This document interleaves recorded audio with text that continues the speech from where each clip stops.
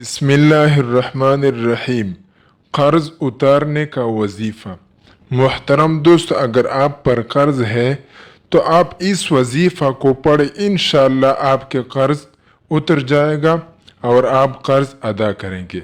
हदीस में आता है कि हुजूर अलैहिस्सलाम के पास एक सहाबी आया तो रसूलुल्लाह सल्लल्लाहु अलैहि वसल्लम ने उससे पूछा कि तुम इतने परेशान क्यों हो। उसने कहा कि या रसूलुल्लाह सल्लल्लाहु अलैहि वसल्लम, मुझ पर कर्ज है और इतना कर्ज है कि पहाड़ जैसा कर्ज है मुझ पर।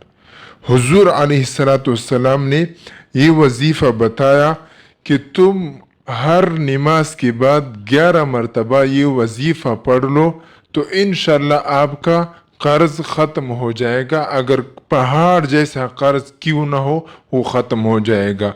और वो वजीफ़ा क्या है? वजीफ़ा ये है कि अल्लाहुम्मा अकफिनी बिहलालिका अन हरामिक व अगनिनी बिफज़लिका अम्मन सिवाक।